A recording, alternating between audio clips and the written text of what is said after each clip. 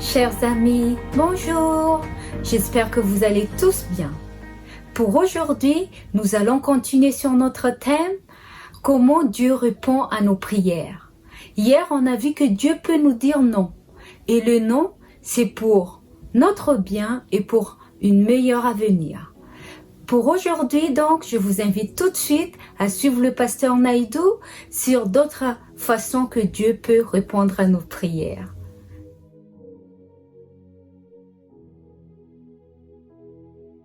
Alors, aujourd'hui, nous allons voir un nouveau sujet, c'est celui, dans cette continuité de la série sur la prière, comment est-ce que Dieu nous répond, dans les manières. Aujourd'hui, c'est quand Dieu nous dit « Attends ». Est-ce que vous aimez faire la queue? Que ce soit au supermarché, à la banque, dans des salles d'attente, auprès du docteur. On a souvent cette difficulté parfois aujourd'hui parce qu'on veut avoir les choses tout de suite et maintenant. Attendre trop longtemps, c'est pas évident. Mais en tant que chrétiens, nous sommes aussi appelés parfois à justement devoir rester un peu, attendre dans la salle d'attente de Dieu. Alors pourquoi? Pourquoi est-ce que Dieu nous demande de passer par là? Peut-être la première chose, c'est que on demande des choses qui ne sont pas conformes à la volonté de Dieu. Et c'est important donc de chercher, de redécouvrir quelle est la volonté de Dieu. Donc nous devons continuer à prier, continuer à lire la parole de Dieu pour être sûr que ce que je demande, c'est vraiment la volonté de Dieu. La deuxième chose, c'est que parfois nous manquons de maturité pour que Dieu nous dise vraiment oui. Okay? Si je prends l'exemple des ados qui veulent passer leur permis.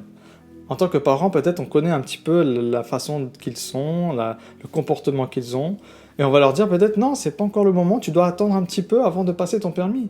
C'est pas que papa ou maman ne m'aiment pas, mais c'est que simplement il sait ce qui est mieux pour moi.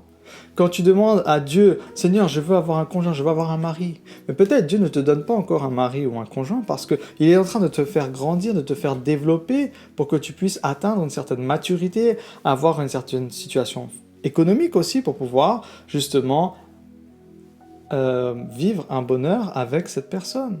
C'est pour ça qu'il va nous dire à un moment donné, je te donne du lait et non pas de la nourriture physique parce que tu n'es pas prêt à cela encore. Nous ne sommes pas prêts.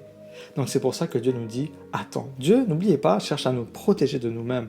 Mais souvent, nous oublions cela. En tant qu'enfants de Dieu, nous oublions que Dieu nous aime comme un parent. Donc c'est important de garder toujours cela à l'esprit. Hier, on vous a rappelé deux éléments.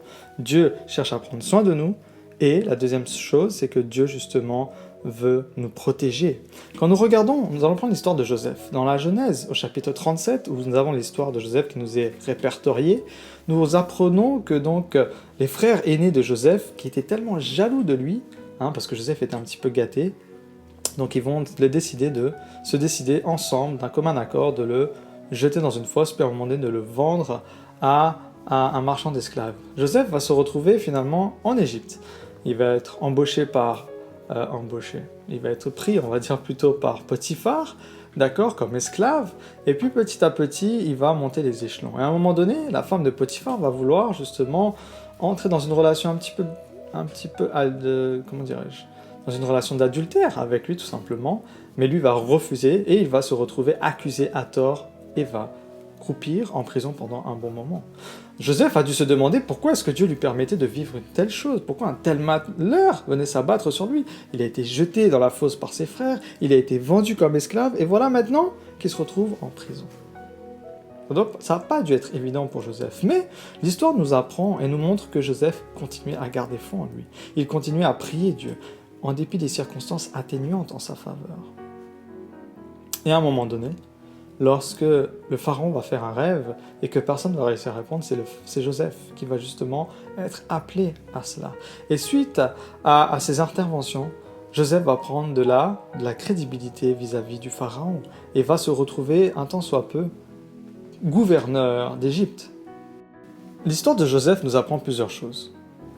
C'est dans l'idée d'attente. Okay? La première chose, c'est que nous devons tous passer par des moments comme cela. Et cette durée n'est pas forcément la même pour moi, pour vous, pour d'autres. Ça va dépendre des circonstances. Joseph a dû attendre combien de temps? 13 ans. 13 ans à partir du moment où il a été jeté dans cette fosse jusqu'à ce que Dieu le délivre de la prison. Mais quand nous regardons un autre épisode dans la Bible, par exemple Marie et Marthe, comme j'en ai parlé hier avec l'histoire de Lazare, combien de temps ils ont dû attendre? 4 jours pour que Jésus ressuscite leur frère. Pourquoi est-ce que Dieu fait attendre Joseph pendant toutes ces années? Tout simplement parce que c'était son plan. Dieu on le voit dans la suite de l'histoire, que Dieu justement va utiliser Joseph pour sauver son peuple, pour sauver sa famille, et même encore plus, pour sauver l'Égypte de la famine. Donc pendant ces 13 longues années d'endurance, d'attente de Joseph, Dieu a pris ce garçon qui était gâté, pourri, de 17 ans, et va le transformer petit à petit en un leader. Dieu va raffiner Joseph à travers les épreuves, à la tentation, pour qu'il puisse être digne de confiance et être placé justement à ce rôle de gouverneur. Dieu nous fait souvent attendre, parce qu'il souhaite justement nous affiner. Pas forcément pour devenir des premiers ministres comme Joseph, mais pour devenir des ambassadeurs fidèles de Jésus-Christ ici-bas. Dieu sait quand nous devons repenser ce que nous demandons avant qu'il nous donne une réponse favorable. Donc quand vous priez, Seigneur, s'il te plaît, déplace cette montagne devant moi. Et Dieu ne te dit pas oui ni non, il te dit attends. Peut-être que le Seigneur est en train de te dire autre chose. Dis-toi que le Seigneur attend peut-être aussi que tu pries, Seigneur, aide-moi à gravir cette montagne. Peut-être des fois nous prions pour que Dieu nous éloigne des amis et des collègues de travail qui nous pourrissent la vie. Mais peut-être Dieu veut nous demander autre chose. Dieu nous dit attends. Attends, parce que c'est l'occasion pour toi de montrer cet amour. Attends, parce que peut-être tu dois apprendre à le connaître davantage pour rentrer avoir une relation plus proche avec lui et prendre conscience des difficultés auxquelles il passe. Le Seigneur nous dit attends, parce qu'il nous prépare en fait pour un oui. Dans Lamentation, le chapitre 3, les versets 25 et 26, nous avons ce texte que j'aimerais vous laisser, ce sera notre promesse d'aujourd'hui. Jérémie nous dit « L'Éternel a de la bonté pour qui espère en lui, pour qui s'attend à lui. Pour l'âme qui le cherche, il est bon d'attendre en silence le secours de l'Éternel. » Lorsque nous demandons quelque chose à Dieu, nous ne devrions pas attendre pour l'obtenir tout de suite. Dieu ne donne pas tout de suite ce que nous voulons. Dieu parfois veut que nous attendions. Il veut que nous mettions notre foi en pratique en espérant qu'il fera ce que nous lui avons demandé. Et en nous faisant attendre, Dieu nous enseigne à croire qu'il finira par faire ce qu'il a promis de faire. Non seulement il essaye de nous apprendre à lui faire confiance, mais il essaye de nous apprendre justement à apprendre patiemment, à attendre patiemment. Des fois, les gens demandent « Dieu, donne-moi de la patience », mais ils veulent avoir la patience tout de suite. Qu'est-ce que cela veut dire? Après avoir fait nos demandes, nous ne devrions pas simplement attendre, nous devons être patients dans notre attente. Il y a une différence entre simplement attendre et attendre patiemment. Attendre, c'est simplement rester en place pour recevoir quelque chose. Nous le faisons lorsque nous sommes au téléphone, sur le répondeur, en ligne d'attente justement. Mais que faisons-nous réellement? Nous essayons parfois de résoudre le problème par nous-mêmes, un petit peu comme Abraham. Non? Mais lorsque nous essayons de faire les choses plus vite que prévu, qu'est-ce qui se passe? La qualité sera moindre. Les choses de la vie ne valent pas la peine d'être vécues si elles sont simplement faciles et rapides. Parfois, elles nécessitent de la patience, elles nécessitent de la constance, elles nécessitent d'attendre sans se plaindre. Si nous voulons recevoir ce que Dieu a prévu pour nous, nous devons être patients. Dieu ne va jamais précipiter quoi que ce soit parce qu'il veut de la qualité pour nous. Si vous voulez qu'un couturier prépare quelque chose pour vous, un vêtement. Vous n'allez pas vous lui demander « je veux ça tout de suite pour demain ». Non, vous voulez qu'il prenne le temps, bon pas un temps trop long non plus, mais un certain temps pour que ça soit de la qualité au final. Dieu prépare pour nous tous les jours des bénédictions. Et il adapte les choses parce qu'il veut s'assurer que ce que nous demandons, nous allons l'obtenir selon ce qui est mieux pour nous, pas selon peut-être ce que j'ai demandé. Alors qu'est-ce que je fais pendant ce temps d'attente?